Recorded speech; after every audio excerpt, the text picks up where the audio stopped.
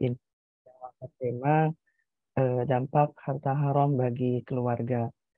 Kajian yang insya Allah akan diisi rutin setiap 2 pekan sekali oleh Ustadz kita, Ustadz Ervan Doni Tarmizi Hafizahullah, yang diselenggarakan oleh Koperasi Konsumen LSI atau Laribat Solusi Indonesia, Laribat Consulting, bekerja sama dengan Flip Mengaji, komunitas kajian Islam dari Flip, perusahaan transfer uang antar bank gratis. Insya Allah pembahasan yang akan disampaikan pada malam hari ini terkait dampak harta haram bagi keluarga. Bapak, Ibu, saudara-saudari yang Allah muliakan, mencari banyak yang berkata mencari yang haram saja susah atau sulit itu, apalagi mencari yang halal. Demikian ucapan sebagian orang seolah-olah bisa melegalkan kita mendapatkan makanan yang haram. Banyak orang jungkir balik bekerja dan mengumpulkan harta demi sesuap nasi, meski harus mengambil dan mendapatkan makanan haram yang sangat dilarang oleh agama. Lalu bagaimanakah dampak harta haram bagi keluarga? Tanpa menunda waktu lagi, mari kita mulai kajian malam ini dengan mengucap Bismillahirrahmanirrahim. Tafadhol kepada Ustadz Ervan Doni untuk menyampaikan pemaparannya. Ustadz, barakallahu fikum jami'an. Jazakallah khair. Bismillahirrahmanirrahim. Assalamualaikum warahmatullahi wabarakatuh. Alhamdulillah wassalatu wassalamu ala Rasulillah wa ala alihi wa sahbihi wa man walah ba'd. Jamaah yang dirahmati oleh Allah SWT, kita kembali bertemu dalam majelis kajian online pada pembahasan fikih muamalah maliyah. Semoga Allah SWT senantiasa memberikan hidayah taufiknya kepada kita untuk bisa beribadah dan melaksanakan tugas kita sebagai hamba Allah SWT, yaitu untuk beribadah. Maka ibadah tersebut butuh ilmu. Maka di antara bentuk ibadah kita kepada Allah adalah dalam mencari rezeki. Dan Allah SWT yang memerintahkan pada kita. Allah mengatakan, فَإِذَا قُضِيَتِ الصَّلَاةُ فَانْتَشِرُوا فِي الْأَرْضِ وَابْتَغُوا مِنْ فَضْلِ اللَّهِ. Apabila telah ditunaikan ibadah salat, maka bertebaranlah di muka bumi dan carilah karunia Allah SWT. Maka dalam bentuk ketaatan ibadah kepada Allah Ta'ala tersebut, kita mesti mencari harta yang sesuai dengan ketentuan Allah SWT agar ibadah tersebut sempurna. Maka dalam mencari harta Allah SWT, rezeki yang Allah tentukan pada kita tersebut, ada aturan-aturan yang harus kita patuhi, kita jalani. Yang mana Allah SWT memerintahkan kepada manusia untuk makan yang halal. Ya ayyuhan nas kulu mimma fil ardi halalan thayyiba. Wahai manusia, makanlah yang di muka bumi yang halal. Ya, tentunya yang halal itulah yang baik.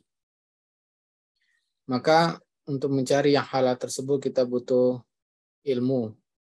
Ya. Maka kita perlu terus belajar fikih, pengetahuan untuk mengetahui hukum-hukum berkaitan dengan mencari harta tersebut, sehingga kita bisa memilah mana yang halal dan mana yang haram, dan kita meninggalkan yang haram. Pada pertemuan sebelumnya kita telah bahas tentang keutamaan mencari rezeki.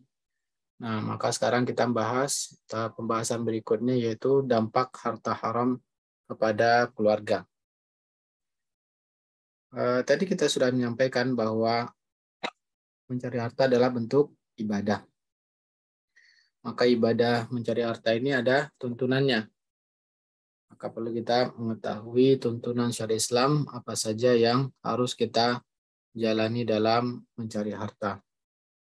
Maka Allah SWT menguji kita dalam rezeki ini, ya dalam bentuk ada yang halal, ada yang haram. Nah, ini adalah bentuk ujian bagi kita. Apakah kita taat kepada Allah atau tidak. Ya, karena memang bentuk ujian tersebut untuk memilih mana yang taat dan tidak kepada Allah SWT. Liyabluwakum ayyukum ahsanu amala. Untuk menguji kalian siapa di antara kalian yang paling baik amalannya. Maka Allah SWT, beliau Allah lah yang berhak menentukan ini yang halal, ini yang haram. Dan kita sebagai manusia hamba Allah Ta'ala meyakini ketika Allah SWT mengharamkan hal tersebut, pasti banyak mudarat yang berdampak jika kita melakukannya. Maka begitu juga pada harta. Allah SWT memerintahkan untuk mencari harta yang halal. Dan Allah mengharamkan beberapa hal dalam mencari rezeki. Ya. Dan yang Allah haramkan tersebut memiliki dampak buruk. Ya, kalau kita melakukannya. Karena memiliki mudarat baik di dunia maupun di akhirat.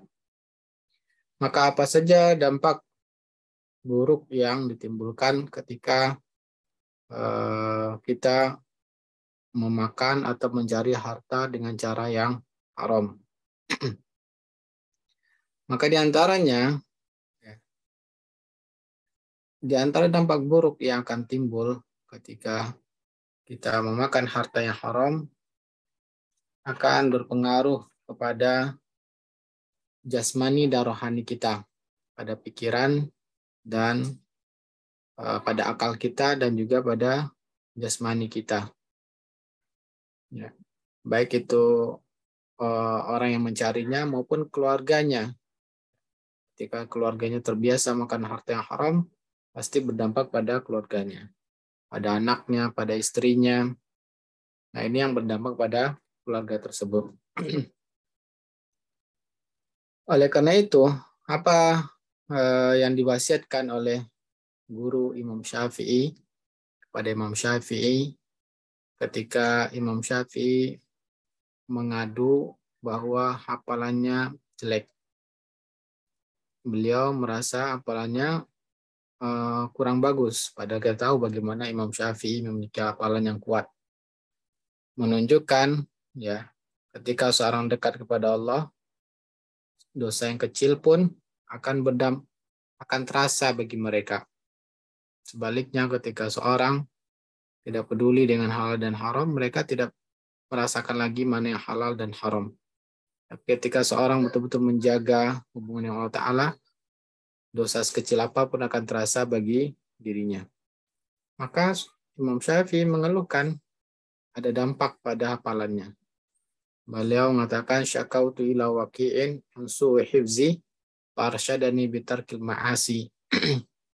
Fa innal ilma nurun wa nurullah la yudaliasi.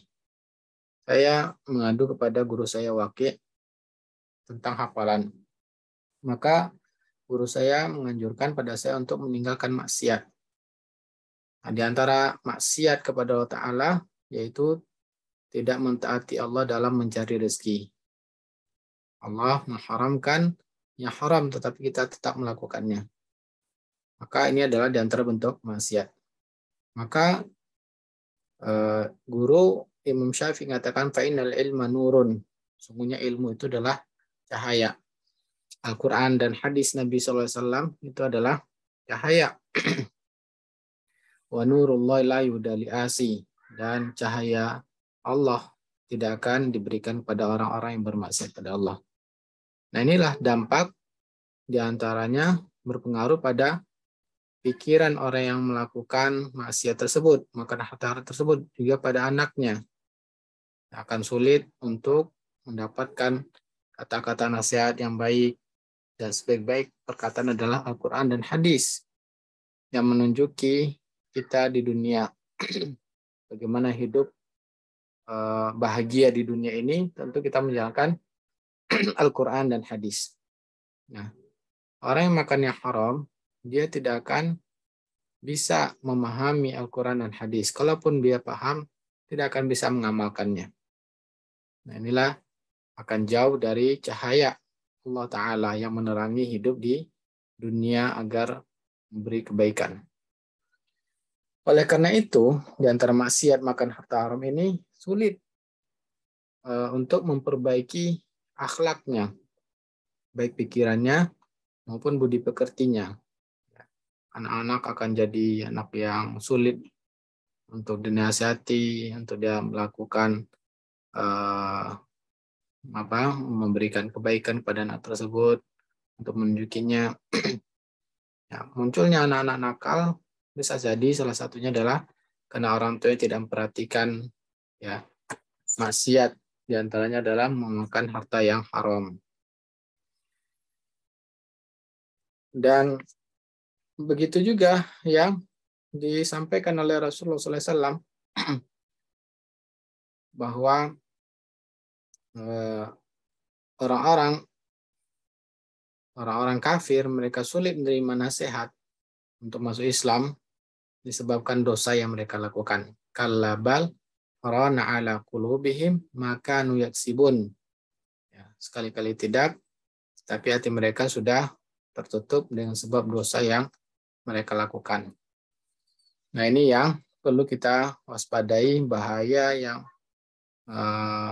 mengancam ketika kita tidak peduli dari harta yang haram ini tetap kita lakukan, maka akan berdampak pada istri, anak kita memiliki akhlak yang buruk, pikiran yang negatif, ya sulit untuk dinasihati. Nah, ini salah satunya dampaknya adalah ini. Dan makanan ini juga akan berdampak pada jasmani.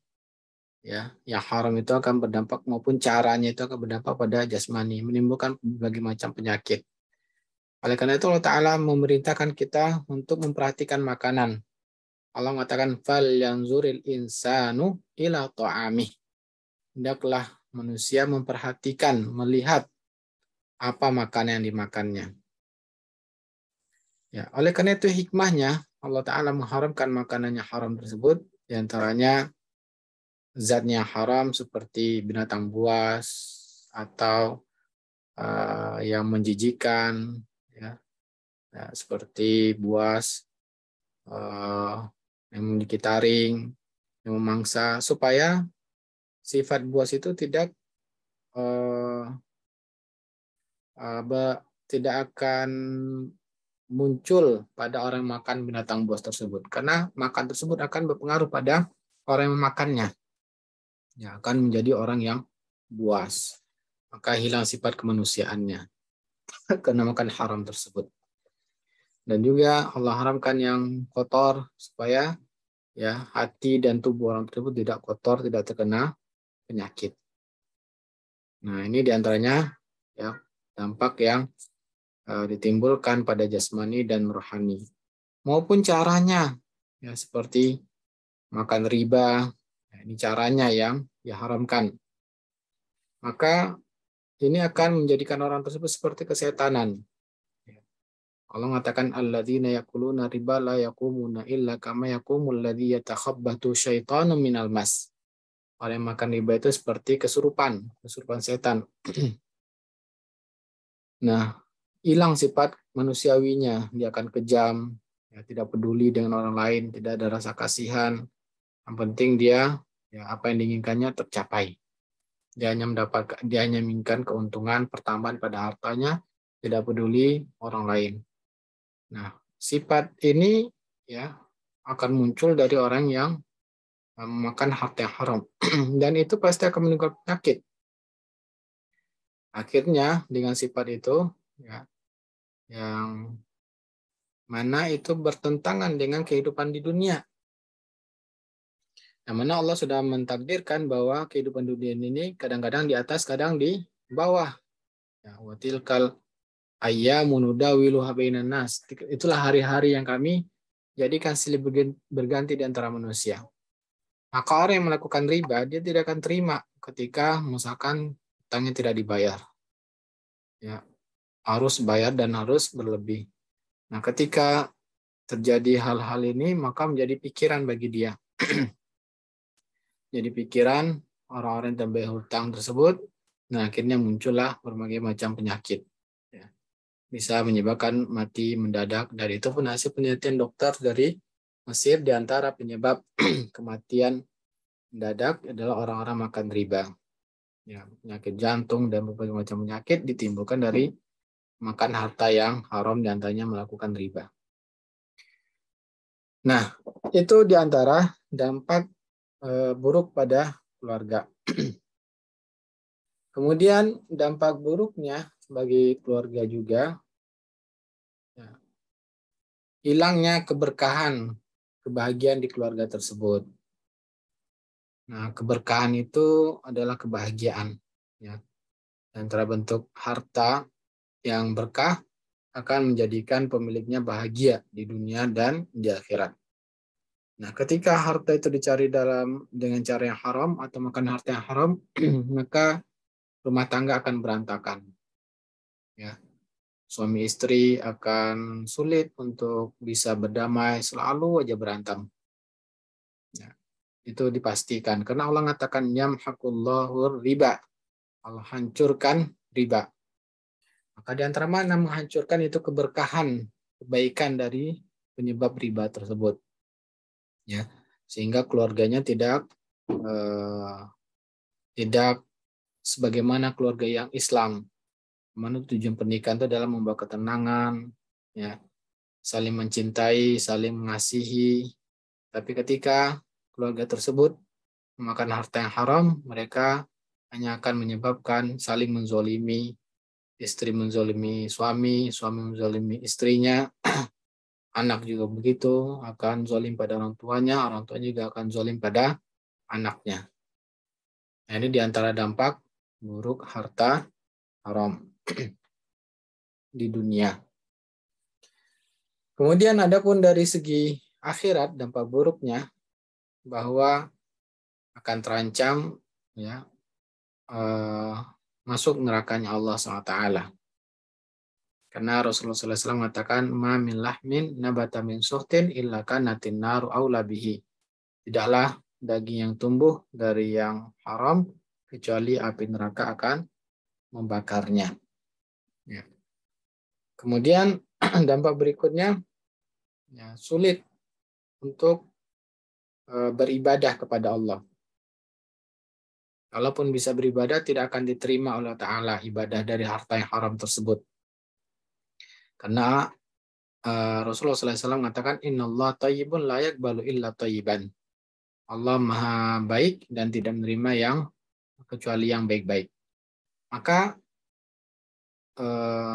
orang yang mencari harta haram tersebut, hartanya jika digunakan untuk beribadah, maka tidak diterima oleh Allah Ta'ala. Dengan harta haram tersebut, dia bikin masjid, misalkan menyumbang untuk masjid, malah dia berdosa. Orang tersebut menjadi berdosa, ya, karena masjid tidak boleh dibangun dari harta yang haram. Bukan pahala yang didapatkan, dia malah berdosa. Seandainya harta tersebut digunakan untuk beli pakaian untuk orang untuk sholat, bisa jadi sholatnya tidak diterima. Ya, karena makanannya pakaian dari haram. Karena Rasulullah SAW mengatakan, la yabalullah sholat tamrin fi jawfi haram. Allah tidak menerima sholat seorang yang di dalam rongganya, dalam lambungnya terdapat harta yang haram.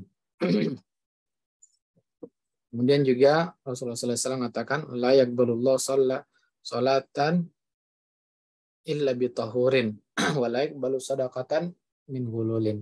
Allah tidak menerima sholat dengan tanpa wudhu dan juga tidak menerima sedekah dari harta yang haram. Ya. Jika dinunaikan membantu orang-orang miskin dengan harta tersebut, maka tidak dianggap sebagai amal soleh. Ya, maka dia menjadi orang tertipu. Dia merasa sudah berbuat kebaikan di dunia, tapi di akhirat tidak mendapatkan balasan pahala dari Allah Ta'ala. Malah masuk nerakanya Allah SWT, terancam dengan neraka. Karena melakukan maksiat pada Allah, tidak taat dalam mencari harta harus yang halal dan makan yang halal. Nah, kemudian ya bisa jadi kalau seandainya apapun bentuk harta haram, kita lihat dari hadis Nabi, ya, diantaranya orang yang makan riba, maka akan diancam lama diazab di neraka. Allah mengatakan faman ada wa man ada faulaika ashabun nar hum fiha khalidun. Wa man ada, siapa yang kembali tetap melakukan riba, maka mereka penduduk neraka dan mereka lama diazab di neraka. Hum fiha khalidun. Khalidun itu artinya kekal. Maka seandainya orang tersebut masih muslim, masih beriman pada Allah, khalidun ini artinya lama diazab di neraka. Nauzubillah min dzalik.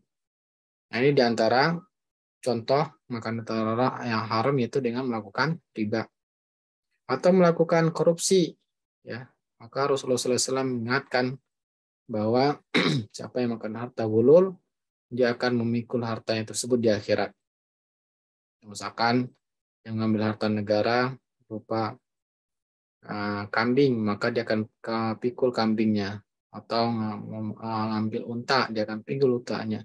Kalau dia mengambil di dunia ini tanah, dia akan pikul tanah nanti di akhirat. Maka diazab dengan harta yang haram tersebut di akhirat nanti. Nah, inilah begitu banyak dalil dari Al-Quran maupun hadis Nabi SAW yang menjelaskan ya begitu besarnya dampak buruk dari makan harta haram di dunia, dan juga begitu besarnya azab Allah di akhirat nanti. Nah, oleh karena itu penting bagi kita ya sebagai seorang muslim taat kepada Allah, untuk beribadah kepada Allah. Begitu juga dalam mencari rezeki, merupakan juga ibadah yang ada tuntunan dalam Islam. Kita harus wajib mempelajari tuntunan tersebut agar terhindar dari maksiat kepada Allah ketika mencari harta, dan yang mana maksiat itu pasti berdampak di dunia dan di akhirat. Dan materi singkat ini sengaja saya singkat supaya kita lebih bisa banyak diskusi dan tanya jawab ya berkaitan dengan hal-hal yang ada di sekitar kita. Ya.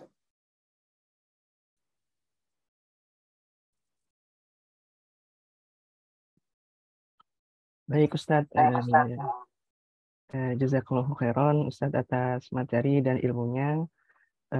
Bagi Bapak Ibu, saat ini kita membuka untuk sesi diskusi dan tanya jawab. Jika Bapak Ibu ada yang ingin ditanyakan atau yang ingin disampaikan, dipersilakan untuk raise hand atau chat. Dan untuk pertanyaan bisa pertanyaan seputar tema kita hari ini dan juga fikih muamalah lainnya. Kemudian ada beberapa hal yang ingin kami sampaikan. Yang pertama adalah mohon diinformasikan nanti nama dan asalnya dari mana. Lalu yang kedua adalah yang kita prioritaskan adalah yang raise hand, baru setelah itu yang bertanya di kolom chat.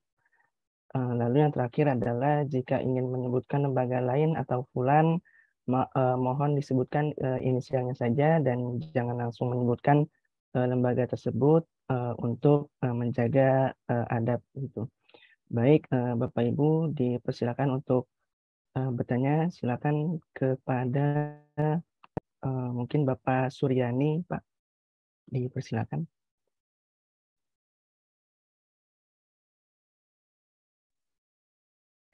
Oke, sebelumnya maaf saya perempuan, tapi itu kemarin Zoom-nya dipakai sama bos di kantor, jadi PP-nya masih PP bos di kantor, maaf.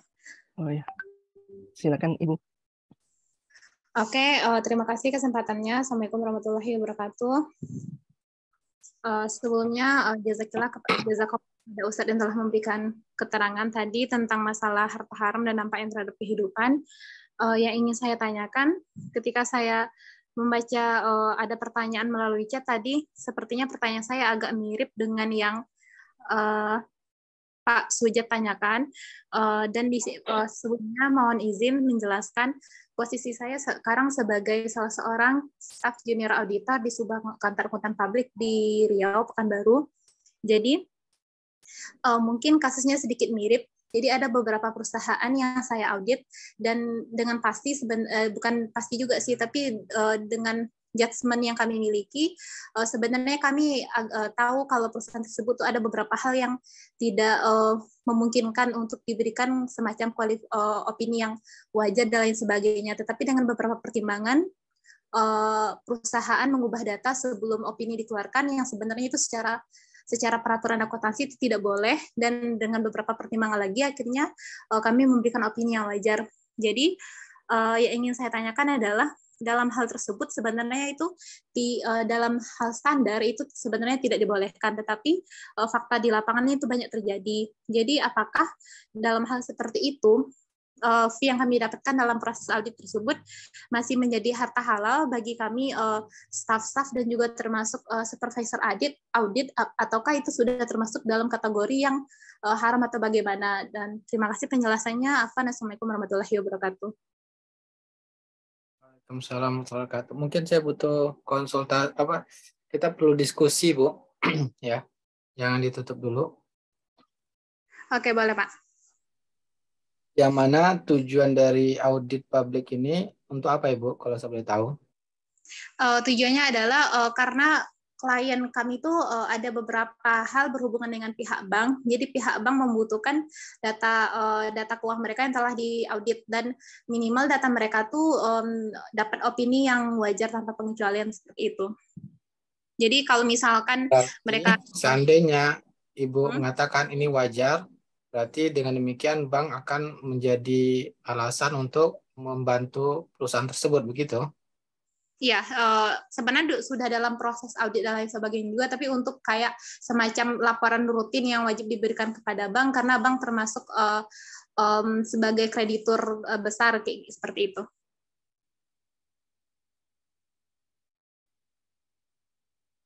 Tanyakan standarnya itu tidak boleh merubah data dalam ini audit itu. Perubahan data itu apakah memang sesuai dengan tidak melanggar aturan atau melanggar aturan, Ibu? Sebenarnya perubahan datanya tidak melanggar aturan, tetapi ada beberapa hal yang sebenarnya harus dimasukkan, tetapi kami dengan menggunakan aturan yang tetap ada dalam sistem undang-undang perpajakan, kami menggunakan beberapa celah, perusahaan menggunakan beberapa celah yang kami juga mungkin memberikan saran sehingga perusahaan tahu tentang celah tersebut, sehingga laporannya bisa dikategorikan legal, tapi sebenarnya celah tersebut tuh seharusnya tidak harus ada seperti itu. Celah itu masih legal berarti? Masih dianggap Iya. legal? Ya, jadi misalkan biar lebih simpelnya saya contohkan dalam hal perpajakan. Jadi seharusnya perusahaan melaporkan pajaknya segini, tetapi sengaja tidak dikreditkan beberapa pajaknya agar pajaknya tidak lebih bayar biar tidak diperiksa pajak. Padahal sebenarnya ada beberapa pajak yang seharusnya dilaporkan seperti itu. Tetapi itu masih boleh, tetapi kami ikut membantu menutupi itu seperti itu. Kalau yang Ibu jelaskan itu dibolehkan, tidak ada masalah. Kalau yang itu dibolehkan ya. Tapi kalau misalkan ada beberapa item yang kami mengubah angka biar dia wajar, tetapi itu kalau secara akuntansi kan kalau laporan auditor itu bukannya benar atau salah, tetapi wajar atau tidak. Tapi ada mungkin beberapa item beban yang mungkin terlihat tidak wajar, jadi kami ikut memberikan saran kepada perusahaan untuk mengubah beberapa item itu. Kalau seperti itu bagaimana? Gini, kaedahnya ya. Mungkin Ibu lebih tahu bagaimana, saya kurang tahu pasti karena tidak mengerti dalam ilmu akuntansi. Intinya dalam Islam, jika yang kita bantu itu adalah suatu kebohongan, yang mana bohongnya betul-betul ada dampak dari bohong tersebut, ya bukan untuk kebaikan, maka dilarang kita untuk tolong-menolong dalam kebohongan tersebut. Ya. Tapi kalau hanya melanggar aturan manusia, tidak ada yang dizolimi dan tidak ada yang dibohongi, maka aturan itu tuh standar itu hanya standar manusia saja, boleh berubah. Tapi kalau sudah berkaitan hukum Allah Ta'ala, misalkan ada pembohongan, nah itu yang diharamkan. Kira-kira bisa memahami jawaban saya, Bu? Terima kasih Pak, sangat membantu. Sebenarnya itu yang jadi beban pikiran saya beberapa bulan terakhir. Jadi intinya dalam Islam itu ya yang Allah haram saja. Tapi kalau hanya tidak melakukan aturan, karena aturan manusia itu bisa dipahami berbagai macam dan selama tidak bertentangan syariat Islam maka itu dibolehkan saja. Ya, contohnya tadi seperti celah-celah yang disampaikan, kalau hanya hukum manusia tidak melanggar hukum Allah Ta'ala maka itu masih dibolehkan dalam syariat. Ya. Ya, tapi kalau sudah berdampak pada ada unsur pembohongan, membantu dalam pembohongan, maka tentu dan ada pihak dirugikan, maka itu yang diharamkan. Wallahu taala a'lam. Ya. Oke, terima kasih Pak. Cukup dengan jawabannya. Baik, kemudian bisa Bapak Zapari Harahap ya. Baik. Bismillahirrahmanirrahim. Assalamualaikum warahmatullahi wabarakatuh. Syukuran jazakallah khair untuk moderator yang telah memberikan kesempatan. Kenalkan, Ana dari Bogor, ex sekolah Muamalah Indonesia. Bismillah, Ustaz Erfandani. Ana ingin bertanya, sebagaimana kita tahu bahwa ada undang-undang yang sudah dibuat oleh Kemenak dan yang disahkan oleh Presiden. Dalam hal ini, ketika kita ingin membuka travel umroh yang legalitasnya diakui oleh pemerintah, tentu harus mempunyai izin PPIU. Kemudian PIHK untuk izin haji khusus. Nah, dalam undang-undang yang dibuat oleh Kemenak, tertuang di butir bahwa ada narasi yang berbunyi fakta integritas.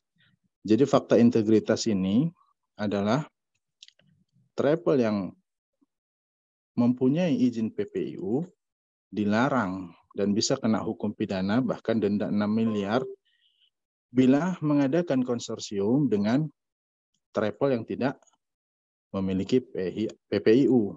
Begitu juga PIHK. Artinya dilarang bekerja sama bila mana satu travel tidak memiliki legalitas yang sah dari Kemenak. Nah, sementara banyak dai-dai yang melanggar hukum ini. Nah, sementara kita juga tahu di Al-Quran, kalau tidak salah bunyi ayat, Atiullah wa atiyar rasul wa ulil amri minkum. Mungkin koreksi ya Ustadz kalau tidak salah dalam hal ini Kemenak termasuk daripada ulil amri. Nah, apakah harta dai ini haram?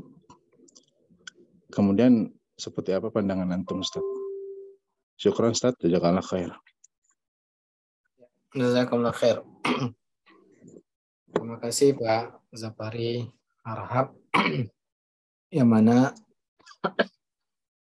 sudah menjelaskan tentang peraturan kementerian dan juga yang sudah diputuskan oleh Presiden berkaitan dengan praktek umroh. Ya. Maka yang haram tadi, ya tentunya kalau memang yang mana tadi sudah disampaikan bahwa atiullah wa atiur rasul ulil amri minkum, taati Allah dan Rasulnya dan ulil amri, wajib mentaati pemimpin selagi itu dalam kebaikan. Maka tentunya ya jika ini tujuan pemerintah adalah untuk memberikan kebaikan kepada jamaah-jamaah agar mereka terlindungi. Dengan demikian ya bisa jadi yang Bapak pahami tadi itu tidak diketahui oleh para dai atau ustadz-ustadz yang mereka lakukan. Ya, sehingga ketika mereka tidak tahu, maka kewajiban kita untuk memberitahunya. Dan selama mereka tidak mengetahuinya, tentunya mereka tidak dianggap sebagai dosa. Karena di antara yang tidak dicatat sebagai satu kesalahan ketika menil jahili hatta ya'lam, dari orang yang tidak tahu sampai dia mengetahui.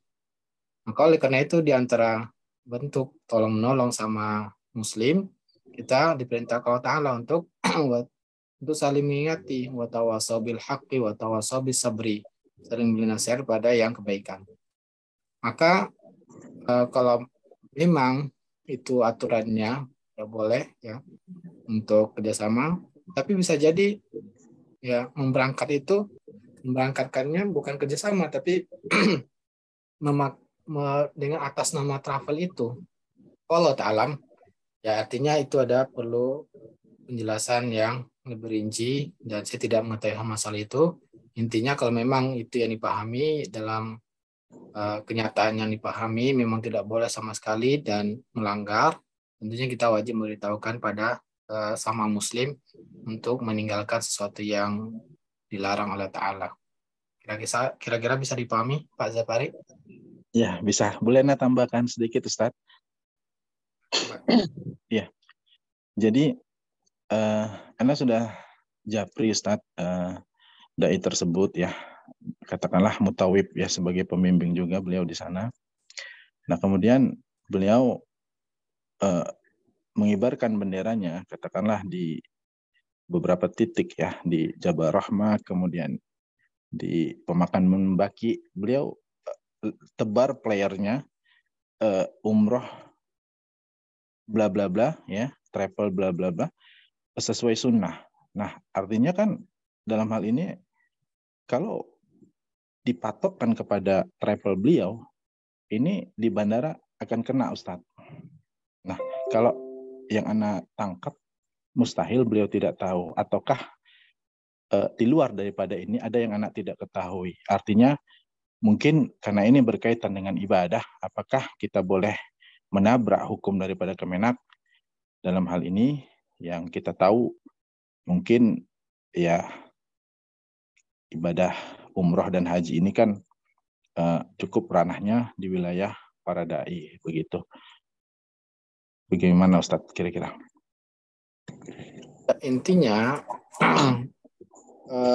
ketika memahami peraturan itu juga tadi yang sudah melalui pertanyaan pertama tadi, ya masih bisa dilakukan celah-celah, Pak, dan itu masih legal.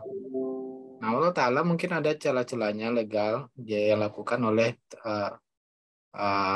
mereka yang tidak memiliki izin, caranya misalkan memakai izin dan semuanya pakai nama itu, dan berarti tidak boleh pakai nama sendiri, itu diantaranya memang pakai nama itu. Wallahu alam, itulah celah-celah diantaranya prakteknya, dan itu saya juga kurang paham ya. Mungkin intinya kalau tidak terdaftar melanggar aturan pemerintah, tentu ini sesuatu maksiat ya, tentu akan berpengaruh pada ibadah. Tapi kalau masih legal, caranya ada celah-celah yang dilakukan itu masih legal, dibolehkan, ya maka itu masih dibolehkan dan tidak boleh melanggar. Dan itu juga nasihat bagi kita, hendaknya memberikan nasihat bagi dai-dai yang mereka melanggar aturan Allah Ta'ala. Terima kasih Pak Zafari. Ya, syukur Ustadz atas jawabannya. Jazakallah khair. Baik, terima kasih Ustadz. Kemudian bisa Bapak Fajar Putra Oktavidi dipersilakan, Pak. Baik, terima kasih atas waktu yang telah diberikan. Langsung saja. Jadi, Ana domisili sekarang di Cilegon, Pak. Bekerja di salah satu anak perusahaan BUMN. Jadi langsung saja saya kerjanya ini regu, jadi shift-shiftan begitu. Jadi di regu Ana ini ada yang namanya koperasi. Nah, tiap bulan itu iurannya 100.000. Jadi uang tersebut dibagi menjadi 2. Ya, ini 50.000 untuk uang kas tabungan pinjaman dan yang 50.000 lagi untuk uang kas jalan-jalan begitu, Ustadz. Jadi ada kalau regu itu pengen jalan-jalan jadi memakai uang itu. Nah, dalam kesepakatannya bila mana ada anggota yang tidak ikut dalam agenda jalan-jalan yang telah direncanakan, maka uang kasnya akan hangus atau ikut terpakai dalam acara jalan-jalan tersebut. Nah, yang ingin Anda tanyakan, apakah hukumnya sistem koperasi tersebut? Ini khususnya di bagian jikalau tidak ikut jalan-jalan, maka akan hangus dananya, Ustadz. Apakah itu termasuk zalim juga itu, Ustadz? Terima kasih. Jazakallah khair. Itu disepakati dari awal, Pak. Iya betul, Ustaz. Disepakati dan artinya Mm-mm. tidak ada paksaan bagi dia untuk mengikuti persyaratan tersebut. Betul, betul. Pada dasarnya ya tidak boleh kita memakan harta orang lain dengan cara yang batil. Ya, Allah mengatakan wala taqulu amwalakum bainakum bil batili. Jangan kalian makan harta di antara kalian dengan cara yang batil. Ya.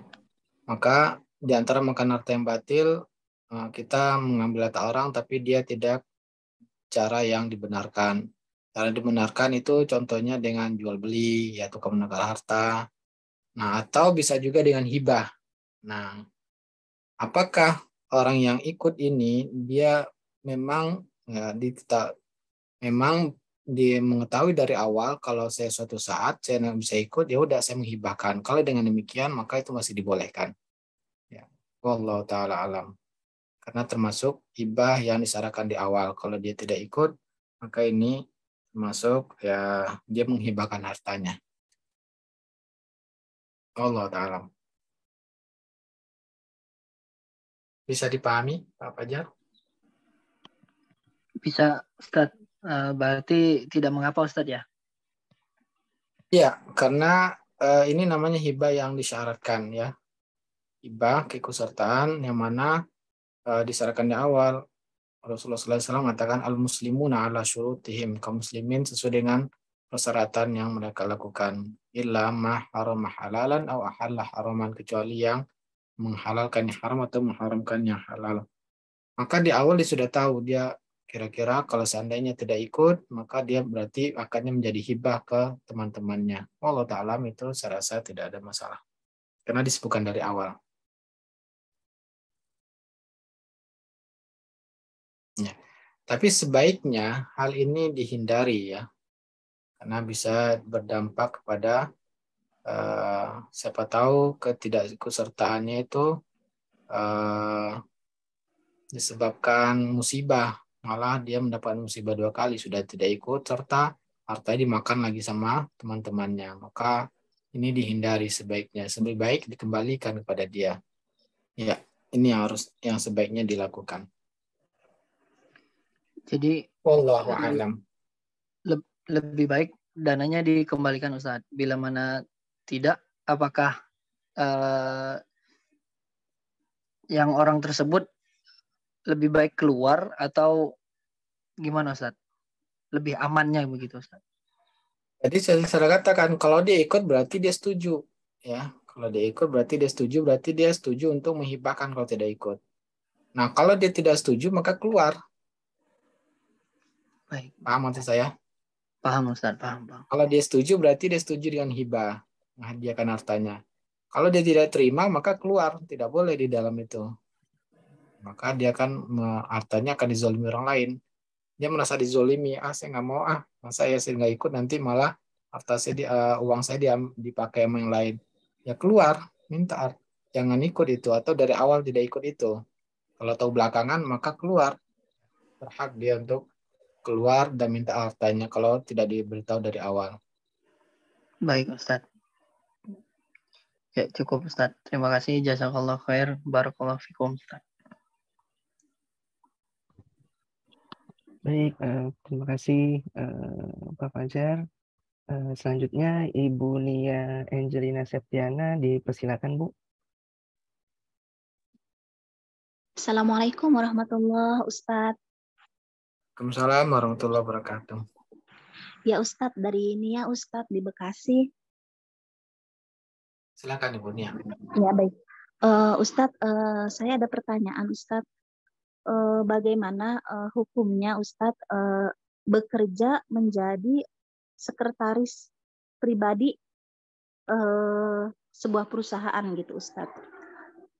Dan direksinya itu seorang laki-laki parubaya gitu Ustadz, udah 56 tahun seperti itu. Nah, salah satu tugas sekretaris pribadi kan selain urusan administrasi gitu kan, menemani beliau makan, meeting dan yang lain-lain, mengikuti agenda si direkturnya itu gitu. Bagaimana Ustadz menurut antum untuk profesi seperti ini gitu Ustadz? Oke. Ya, hukum jazakillah khair, hukum wanita bekerja di luar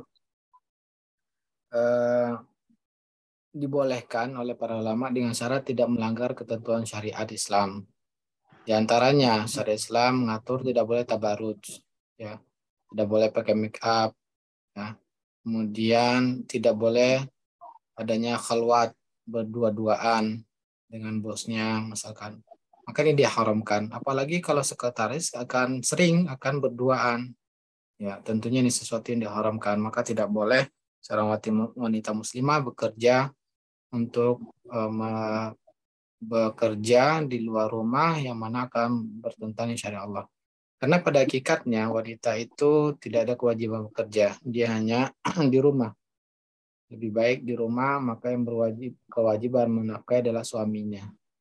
Ya, apalagi kalau sempat melakukan hal-hal yang haram, tentunya akan berdampak pada dirinya, ya, tidak akan bahagia di keluarganya, akan selalu berantem dengan suaminya, dan nanti karena melakukannya haram di akhirat kalau tidak bertobat, Allah akan mengazabnya. Maka nasihat saya kalau ada hal-hal yang haram, maka tinggalkan. Allah Ta'ala. Baik, Ustadz, satu lagi mengingatkan pertanyaan Zoom lalu dari teman yang ada di grup ya Ustadz ya, yang menanyakan apa hukumnya gitu kan jika dihadapkan dengan dua kewajiban. Yang pertama itu kewajiban kepada Allah untuk melaksanakan haji dan kewajiban mentaati orang tuanya, panggilan orang tuanya itu Ustadz. Oh, Masya Allah, ibunya temannya ibu siapa? Enggak, cuma saya selalu mengikuti Ustadz. Jadi setiap pertanyaan itu ilmu bagi saya seperti itu Ustadz. Masya Allah. Jazakillah khair buat sudah mengingatkan saya juga. Baik. Maka ini pertanyaan ini pernah ditanyakan juga pada lembaga fatwa Islam Web, dan lembaga fatwa mengatakan bahwa ucapan Nabi Sallallahu Alaihi Wasallam diriwayatkan oleh Imam Ahmad dan Baihaqi bahwa Rasulullah SAW mengatakan man aradal hajja falyata'ajjal. Barang siapa yang sudah ingin melakukan ibadah haji maka segerakanlah. Artinya ketika sudah ada kemampuan untuk melakukan ibadah haji, suatu kewajiban, maka hendaklah menyegerakannya. Fa'inna qad yamradul marid, karena kalau ditunda-tunda nanti bisa disakit. Wa tudillur rahilah, dan bisa jadi dia tidak ada yang bisa menunjukinya perjalanan. Wa tu'ridul hajat, atau akan ada hajat yang lain-lain. Nah, dari jawaban ini, pertanyaannya sama. Saya dihadapkan dengan dua pilihan, dengan berbakti pada orang tua, sedangkan dananya terbatas, ya, atau melakukan ibadah haji, dananya yang cukup satu. Maka lembaga fatwa menyarankan untuk melakukan kewajiban ibadah haji. Karena ketika sudah ada kemampuan, sudah ada keinginan, maka ini menjadi wajib bagi dirinya segera melakukan kewajiban tersebut. Adapun kepada orang tua, ya, jika bisa menyampaikan pada mereka, minta ridhonya bahwa untuk berikutnya akan pulang, ya. Kemudian juga orang tua masih ada yang perhatikan, misalkan masih ada saudara. Berbeda kalau seandainya orang tua memang tidak ada lagi yang perhatikan, ya, keadaannya kritis, maka di sini kewajibannya untuk segera berbakti pada orang tuanya.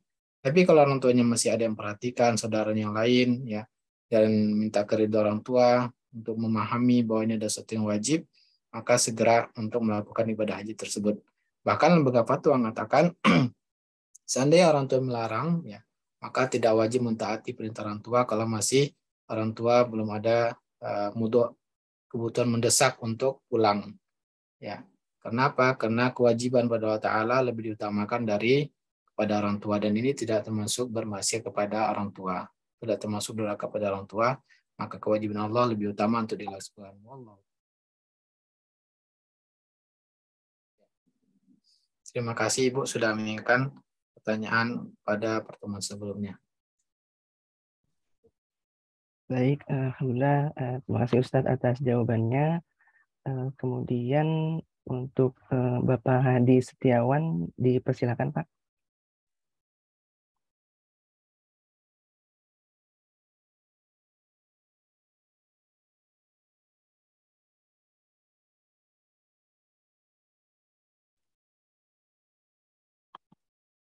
Bagaimana Bapak Hadi? Baik, mungkin kita lanjut ke Bapak Aryas Rahadian. Dipersilakan Pak. Iya, terima kasih. Syukron Pak Ustadz. Assalamualaikum warahmatullahi wabarakatuh. Assalamualaikum warahmatullahi wabarakatuh. Iya, pertama-tama saya mengatakan bahwa saya baru pertama ini ikut Zoom di acara dakwah pada malam hari ini. Profesi saya memang profesi yang berkaitan dengan melihat sendiri, mengalami sendiri, mengetahui sendiri peristiwa-peristiwa yang terjadi yang berkaitan dengan halal atau haramnya seseorang memperoleh atau mendapatkan sesuatu. Saya pengacara dari sejak tahun 95, jadi dalam setiap praktek menangani klien, itu banyaklah hal-hal yang saya lihat, alami, dan dengar sendiri apa yang kita persoalkan atau yang kita kaji pada malam hari ini. Saya mungkin ada yang saya ingin tanyakan, sekaligus saya menyampaikan suatu pendapat. Begini Pak Ustadz, sesuai dengan tema pada malam hari ini, itu kan haram itu yang kita konsumsi, sesuatu yang haram itu menurut keterbatasan pemahaman saya, haram itu tidak hanya dari sifat bendanya ya, atau sifat barangnya saja yang memang jelas-jelas dilarang untuk dikonsumsi atau dilarang untuk dipergunakan, tetapi juga cara memperoleh, cara menikmati, dan juga cara mengkonsumsi barang tersebut kalau memang itu yang tidak sesuai dengan syariat Islam, itu termasuk menurut saya adalah kategori haram untuk dimanfaatkan atau dikonsumsi. Mohon dijabarkan lagi Pak Ustadz, haram itu apakah betul seperti itu? Tidak hanya sifat bendanya saja yang memang haram atau dilarang dalam Islam, tapi juga cara memperoleh. Misalkan walaupun barang itu halal, tapi kalau diperoleh dengan cara yang tidak halal atau dilarang, tidak sesuai syariat, apakah itu juga menjadi haram untuk kita konsumsi, apalagi kita tahu itu. Seperti misalkan memakan daging ayam itu kan halal. Tapi kalau kita tahu dipotong dengan cara-cara yang tidak halal atau tidak sesuai syariat Islam, apakah itu juga kalau kita konsumsi menjadi sesuatu barang yang haram kita konsumsi? Dan seperti itulah. Kemudian kalau kita bekerja di suatu tempat, di suatu kantor, institusi, di mana institusi atau kantor atau mereka yang punya kewenangan di situ melakukan suatu pekerjaan untuk memperoleh suatu keuntungan, dilakukan dengan cara-cara yang tidak disyariatkan dalam Islam atau cara-cara yang tidak halal, kita tahu itu, apa yang harus kita lakukan? Ya walaupun mungkin tahapannya kita mencoba untuk bicara atau kita mencoba untuk diam atau kita mencoba untuk mendoakan. Tetapi kalau kita tahu itu bahwa itu tidak baik, tidak sesuai dengan syariat Islam, kita biarkan seperti itu. Bagaimana pendapat Islam dalam kasus seperti itu? Apakah memang kita harus pindah, cari tempat kerja yang lain, atau bagaimana? Misalkan, setahu saya, apakah dalam Islam... Mungkin bisa dijawab dulu oleh Ustadz ya, Bapak Aryas. Ya, dua itu saja. Ya, terima kasih. Terima kasih. Assalamualaikum warahmatullahi wabarakatuh. Waalaikumsalam warahmatullahi wabarakatuh. Baik Pak Aryas, betul yang disampaikan Pak Aryas. haram itu bisa disebabkan dua hal. Pertama, zatnya yang haram. Seperti zatnya itu seperti anjing, babi, ya, bangkai, darah, itu zatnya haram. Nah, sedangkan yang kedua, haram diakibatkan cara mendapatkannya. Zatnya halal, seperti uang. Uang itu zatnya halal, boleh. Tapi jika didapatkan dengan cara riba, maka hasil dari riba itu menjadi haram bagi dia. Ya. Tapi bagi orang lain halal. Bagi orang lain yang membutuhkan. Contohnya untuk fakir miskin. Bagi fakir miskin membutuhkan terpaksa, maka halal bagi mereka dari uang haram tadi. Nah ini, tapi kalau zatnya yang haram, maka bagi dirinya dan orang lain pun tidak boleh mendapatkannya, kecuali memang orang yang terpaksa untuk menyambung hidupnya. Maka ini keadaan terpaksa yang dibolehkan. Karena Allah mengatakan paman itu ghairu baghi wala adi fala itsma alaih. Jadi intinya betul, ya, haram itu bisa dari dua hal, zatnya maupun cara mendapatkannya. Kemudian yang kedua, bagaimana sikap kita jika seandainya tempat pekerjaan kita ada yang haram? Maka yang pertama, ya, ada dua keadaan. Yang kedua, pertama, kita memang terlibat dalam hal yang haram tersebut, maka tidak dapat tidak kita harus keluar dari hal tersebut. Tidak boleh kita tetap di sana melakukannya, ya. Karena kalau tetap melakukannya berarti kita akan bermaksiat kepada Ta'ala, kamu dosa. Yang kedua, ada yang haram, tapi bukan kita yang melakukannya, maka kewajiban kita mengingkarinya. Ya. Mengingkari itu ada beberapa cara. Yang pertama, dengan kalau kita memiliki kekuasaan, maka kita harus menghilangkannya ketika itu. Sebagai pemimpin misalkan, maka kita harus mencegahnya supaya dengan kekuasaan kita supaya tidak ada lagi kemungkaran tersebut. Kalau kita tidak memiliki kekuasaan, maka kewajiban kita untuk menyampaikan dengan cara yang baik, paling baik supaya terhindar. Kalau kita sudah menyampaikan dan tetap dilakukan, maka hilang kewajiban kita. Mengingkari, tinggal mengingkari dalam hati. Selama pekerjaan kita tidak melakukan yang haram tersebut, maka kita itulah bentuk mengingkarannya. Ya. Misalkan kita pekerjaannya halal, tidak ada pada yang haram tersebut, maka kita mengingkari dengan beberapa tahapan tersebut. Kemudian kalau misalkan itu sambil mencari pekerjaan yang lain, ya. Nah, kenapa? Karena berkumpul dengan sesuatu yang haram itu tentu tidak baik. Karena akan lingkungan haram tersebut pasti akan mengundang azab Allah Ta'ala. Dikhawatirkan kita akan terkena azab Allah Ta'ala di sana. Ya, maka lebih baik kita meninggalkan. Tapi menjelang itu maka masih dibolehkan jika kita sudah mengingkarinya. Wallahu Ta'ala alam. Ya, itu mungkin yang bisa masukan dari saya. Lebih dan kurang, kalau ada kesalahan atau kekhilafan, saya mohon maaf. Dan kalau seandainya ada yang bertentangan dengan dalil yang kuat, maka saya rujuk dengan pendapat yang lebih kuat. Wallahu ta'ala. Ya. Maaf Ustaz, sedikit lagi ya. Misalkan saya... Iya, mungkin bisa untuk ke penanya yang lain ya Pak ya, untuk supaya bisa lebih banyak yang mendapatkan kesempatan untuk bertanya. Mohon izin kami sampaikan pertanyaan melalui chat dari Bapak Sujat asal Jogja, dari Ummu Abdullah. Assalamualaikum warahmatullahi wabarakatuh. Ustaz, semoga Allah Ta'ala senantiasa memberkahi antum sekeluarga. Amin. Ana Ummu Abdullah di Bekasi. Ana izin bertanya, ada saudara Ana yang masih bekerja di lembaga ribawi, namun anak-anaknya nampak solih dan masuk pesantren sunnah unggulan di Jakarta. Itu bagaimana ya Ustadz? Jadinya saudara saya tersebut semakin nyaman bekerja di ribawi. Mohon pencerahannya. Jazakallah khairan.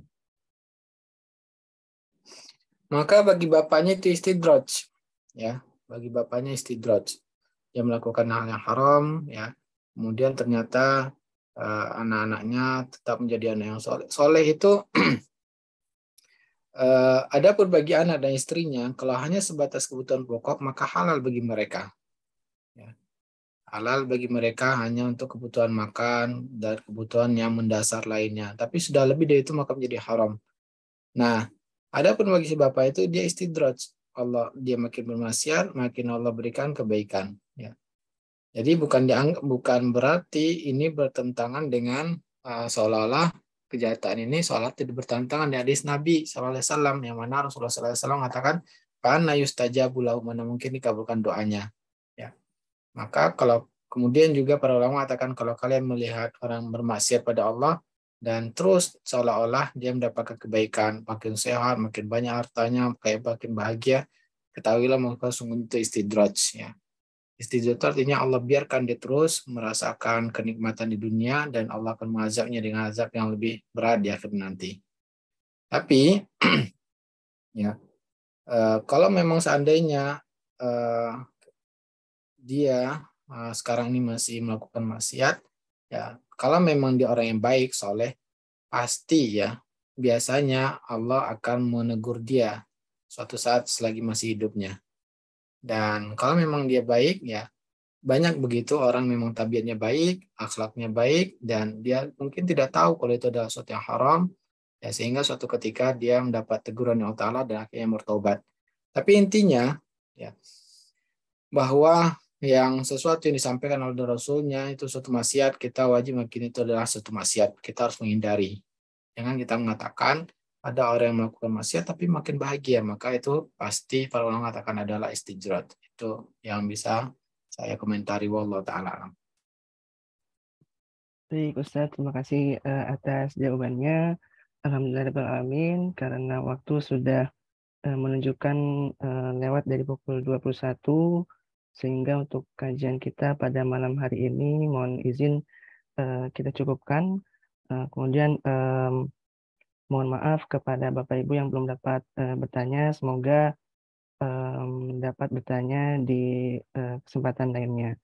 Kemudian terima kasih banyak kepada Ustadz Irfan Doni atas ilmunya dan Bapak Ibu yang sudah berkenan hadir mengikuti kajian ini.